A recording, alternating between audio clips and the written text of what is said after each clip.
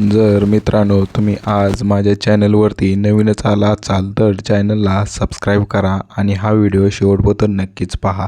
जर तुम्हाला व्हिडिओ आवडलाच असेल तर व्हिडिओला लाईक करा आणि चॅनलला सबस्क्राईब करायला मित्रांनो विसरू नका. माझ्याने सहन होत नाही जानू. आता इंस्टाग्रामवर स्टोरी पोस्ट करत कॉलेजमध्ये तरुणाने संपवलं जीवन. विद्यार्थ्याने इंस्टाग्रामवर माझ्याने सहन होत नाही जानू आता असा संदेश देत व तरुणीसोबतचा फोटो स्टोरीवर ठेवून जीवन संपवून घेतलं आहे. जळगाव या महाविद्यालयात शिक्षण घेत होता.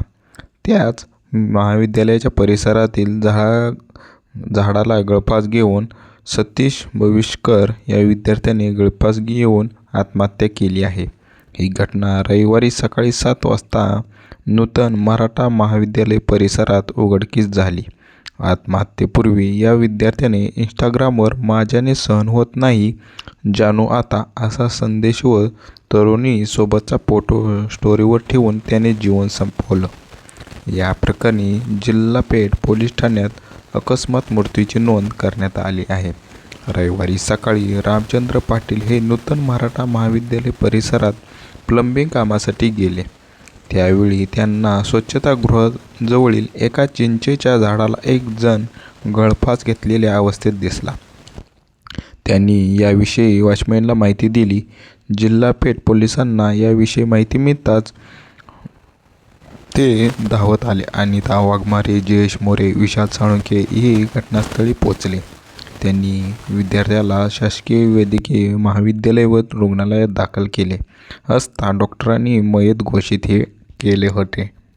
लय मिस करेल जानू तुला व्हिडिओ देखील अपलोड तशीच याने तरुणीसोबतचे काही फोटो त्याच्या इंस्टाग्राम स्टोरीवर ठेवले आहेत. त्यात त्याने म्हटले आहे की माझ्याने सहन नाही होणार, मला माफ कर, मी जातोय सगळ्यांना सोडून, लय मिस करेल जानू तुला. याशिवाय एक व्हिडिओ देखील त्याने सोशल मीडियावर असून त्यातून त्याचा प्रेमभंग झाल्याचे दिसून येत आहे. एक अनाथ मुलगा सतीश हा शहरातील एका हॉटेलवर काम करून शिक्षण घेत होता. त्याच्या मित्रांना त्याच्या आईवडिलांची माहिती नसल्याचे त्यांनी पोलिसांना सांगितले. शहरातील एक कुटुंब त्याचा सांभाळ करत होते. परीक्षा काळात पेपरला दांडी सतीश हा कला शाखेच्या प्रथम वर्षात शिक्षण घेत होता.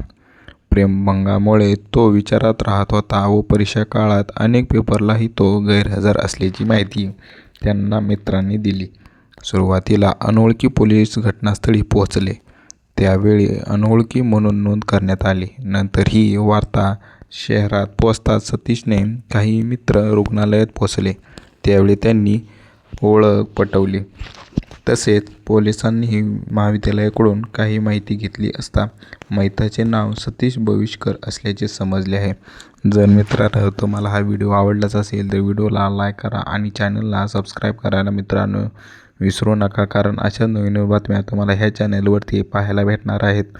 तर चॅनलला सबस्क्राईब करा मित्रांनो. थँक्यू.